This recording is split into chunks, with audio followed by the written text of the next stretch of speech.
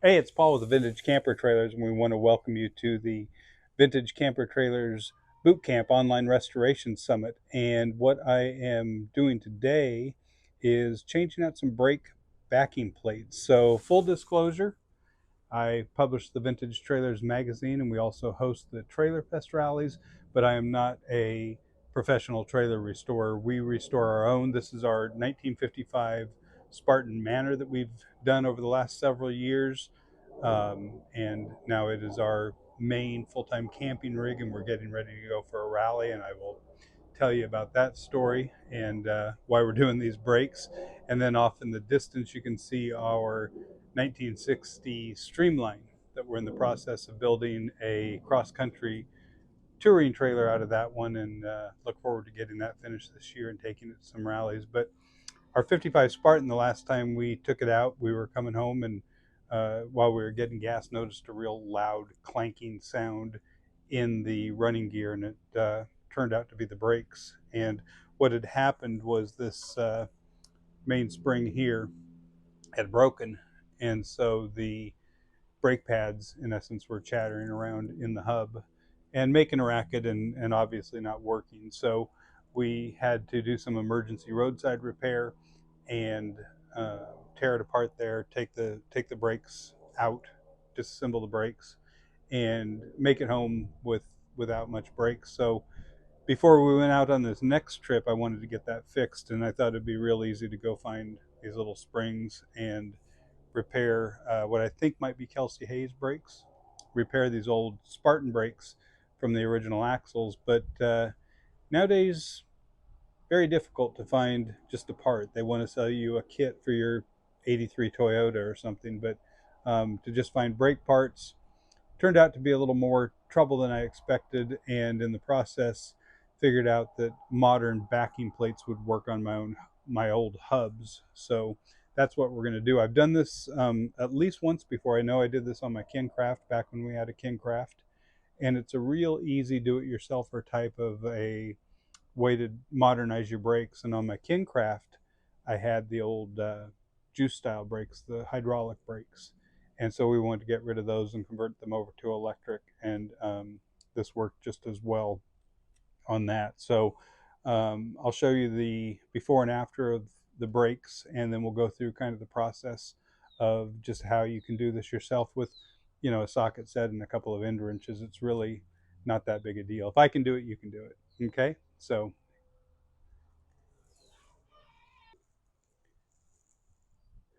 here are the brakes. These are the old brakes. Again, I think just looking at pictures online, I think they might be Kelsey Hayes. Don't quote me on that. But I think that might be what they are. They are, as far as I know, the original brakes off of our 1955 Spartan.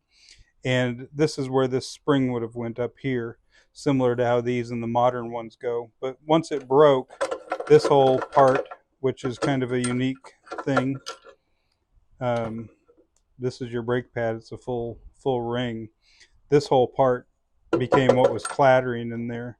Um, so this is what we had to disassemble all of this stuff, take it out, and get the trailer home so we could make the repair. But these are the new ones that we're putting in. Uh, they're just a True Ride brand, I guess. And so you get the whole thing. You can see here they were about $70 from the trailer supply store. You might be able to shop around and do better than I did, but I needed to get this trailer ready to go to a rally. So, but you can see you're getting everything brand new. Backing plates, wiring. The wiring in mine was completely crusty and corroded. Magnets, everything is brand new. So, uh, kind of an easy way to do a brake job for not very much money. One thing you've got to make sure is that there is a right and a left side to this. So, this one is a left side, and this one is a right side. So, one way you can tell if it's not marked on there well is this C shape here goes to the front of the trailer. So, this one goes on the passenger side. This one goes on the driver's side, so it's a left hand. So when you purchase these, we're doing this trailer has a tandem axle, so we've got 4 of them. So we've got 2 left and 2 rights. I'll show you what we're going to do next.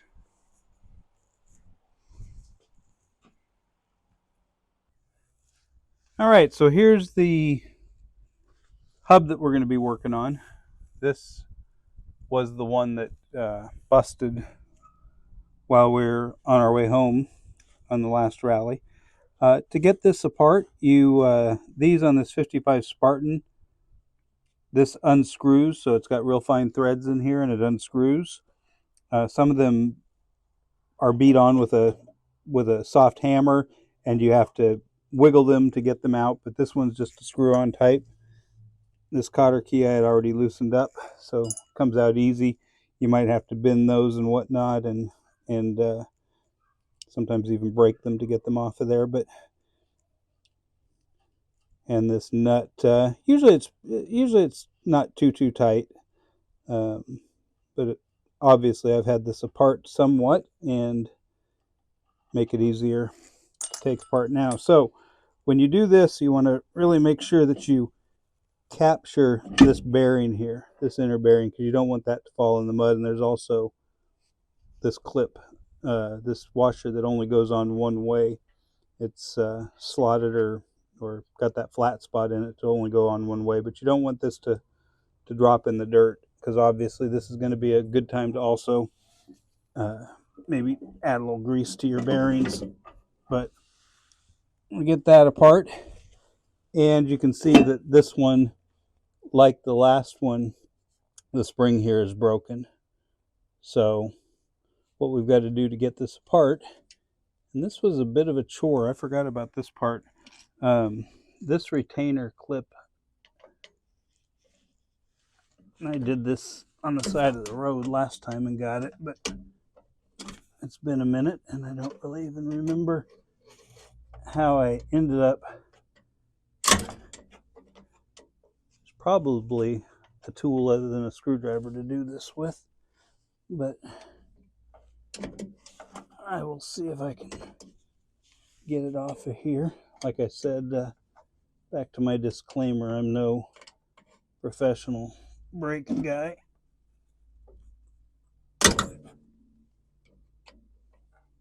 That almost had it.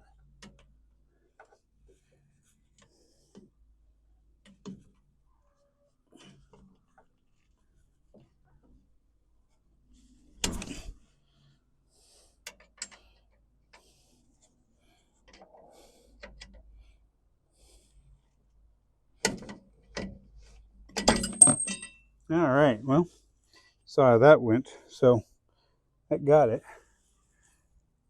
Put a little bend in there. I'm sure I could bend it back if I was going to reuse these, which I'm not, but it also released that other washer.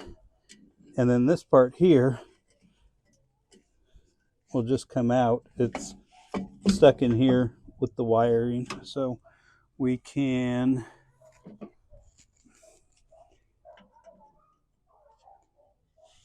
disconnect this one. The other one that I replaced too, these wires inside were all burnt to a crisp, and if they'd have touched anything, they would certainly have shorted out. So we had at least half the brakes not functioning on this for who knows how long. So getting a chance to fix it is good, as well as upgrade it to something more modern. So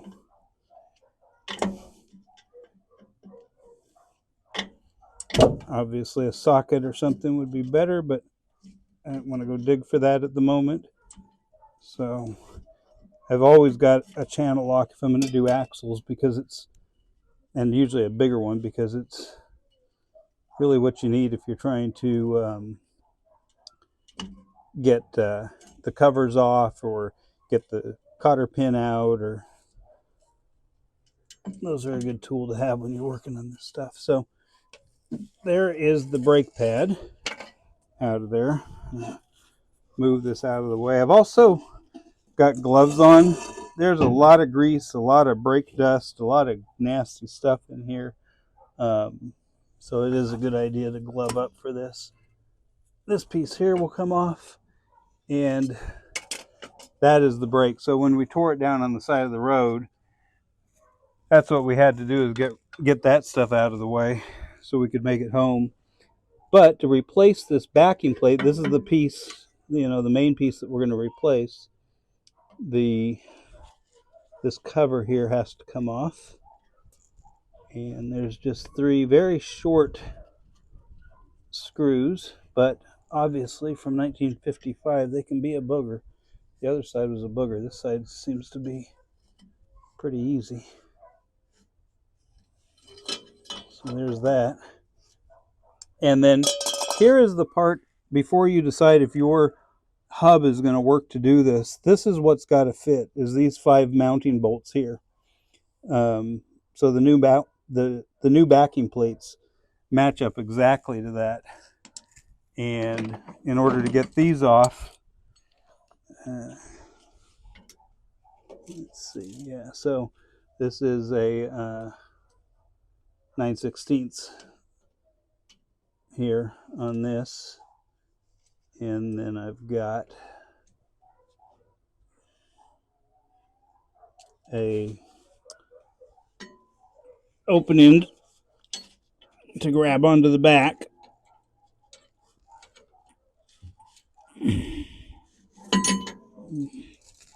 Easier said than done, and not bump the camera. I'm gonna get this broken here a little bit, maybe. Much easier said than done.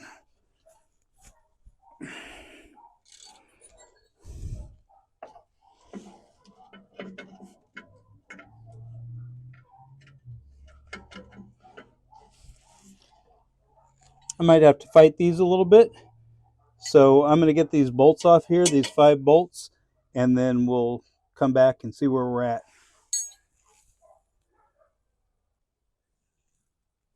All right, well, that just took a little minute, and I got these 5 bolts loose here. And while I was back there on the back side, I also cut the wires for the electrical here, where it's going to tie back into the new backing plate.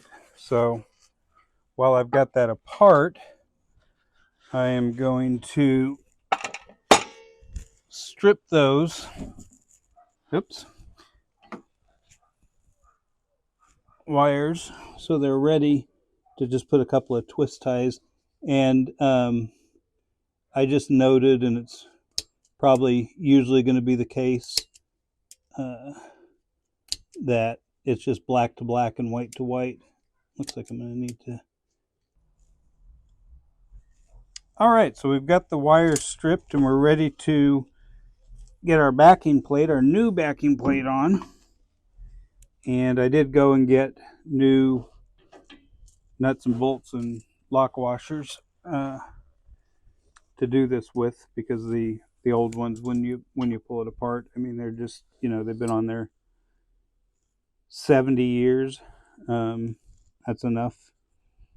So we've got a new bolt and a washer and a nut. So I like to start with the center one. It kind of lines it up, and then it kind of hangs on there. Oops.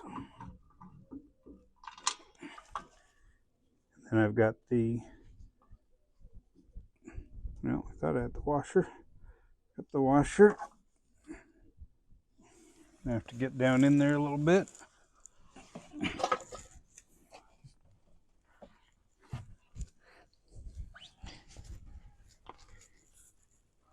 And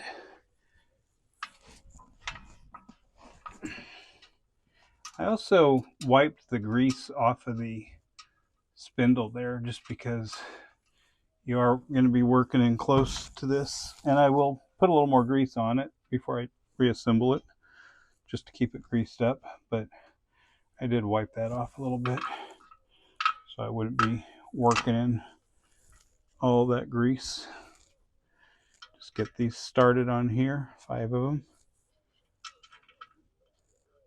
Much easier going back on. It wasn't too bad taking them off, but certainly a lot easier going back together with new parts. I used to say, and on this Streamline sitting here next to us, we're doing a major plumbing overhaul of the drains and everything, and I always say that vintage plumbing isn't sexy. I'm kind of a purist. I kind of like to leave stuff original when I can, but I think I feel the same way about brakes.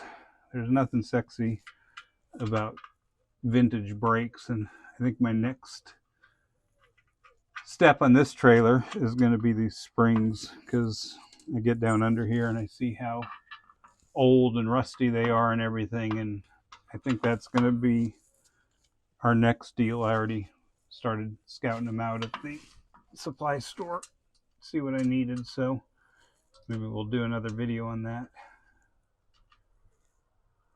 Put a lot of miles on this trailer though, and little to no problems. Oops, there goes that nut.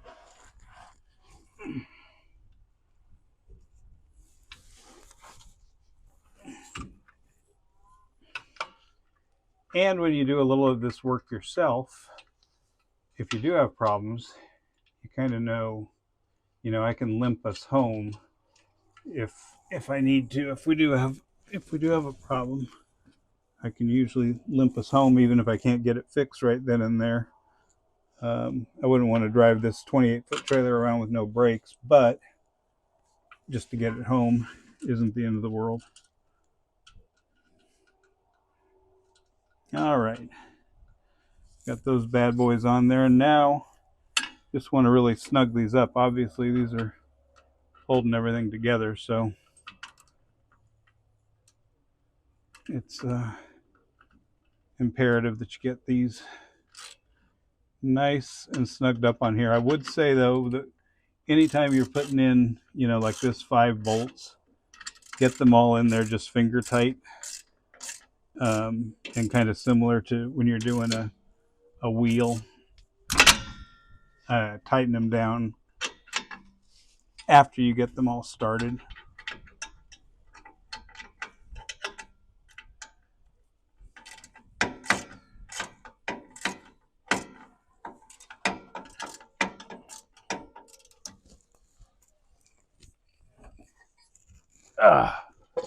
That laying on your back is for the birds.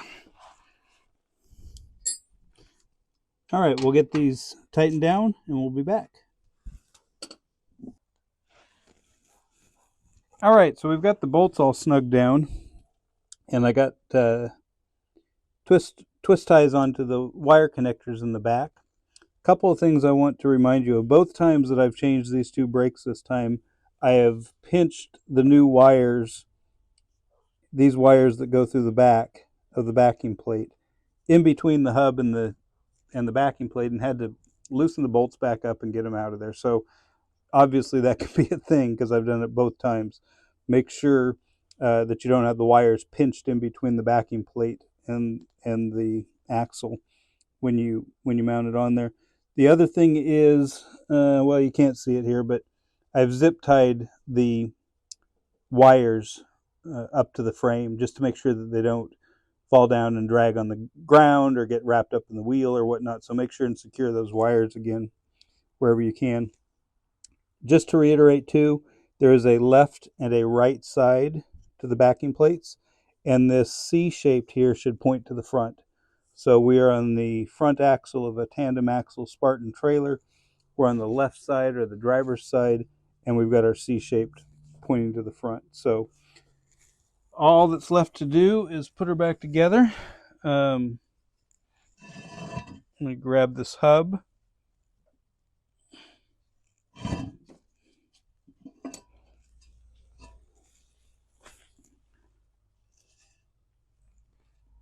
It's not horrible.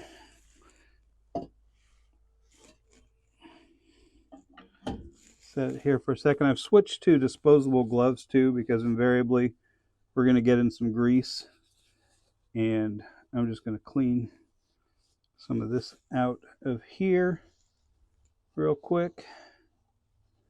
And then I'm also going to grab a clean paper towel, and I'm going to take some grease on my gloved finger and just make sure that this is coated so it doesn't get rusty, or, I just want to make sure everything in here is greased up. Okay.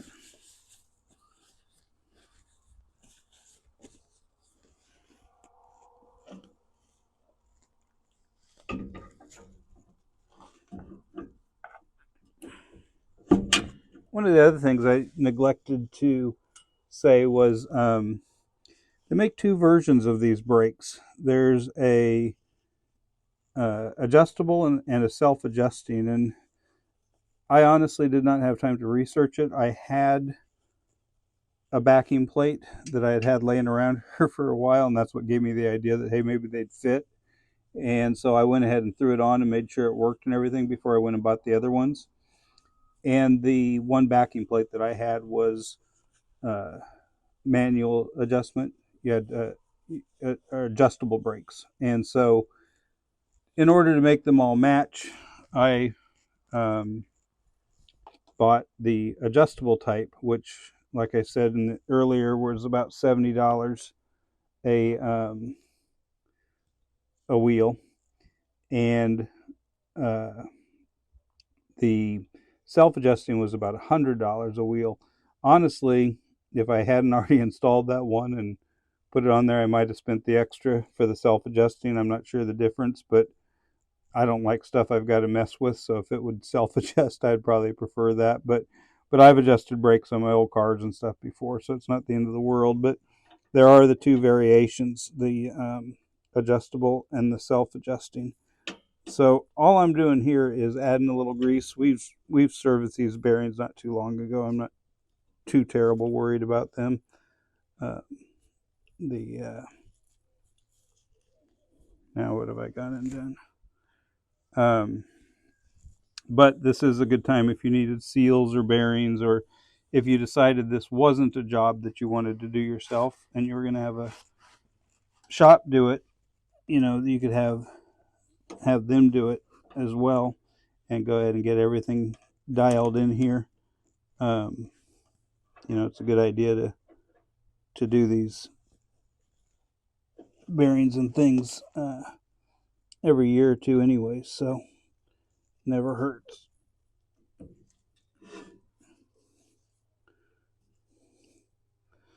And usually this slides right on until, there we go. I don't know what that was all about.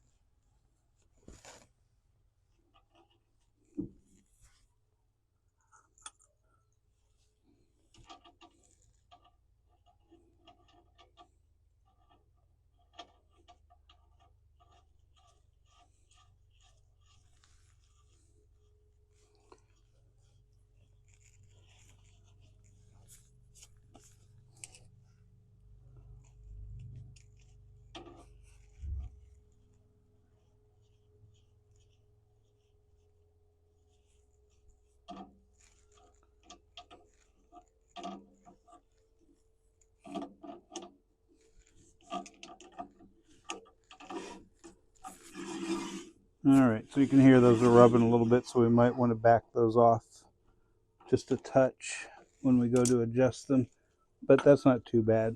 You want some contact.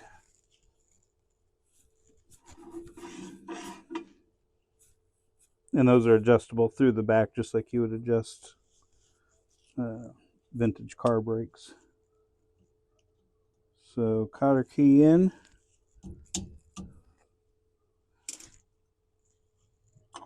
These caps again screw back on.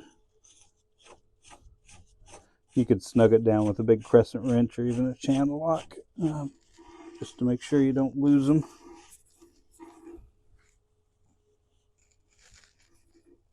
And that's all there is to it. It's You know, each wheel gets the same thing, and then you can adjust them out in the back a little. If they're dragging a little like that, you can hear a little bit of the drag. Some of that will just wear into the shape of the brakes too, and as they adjust and you use them, some of that will go away. But these are the adjustable ones, or again, you can get the non-adjustable ones. So that's it. We'll get the wheel back on, and we're done.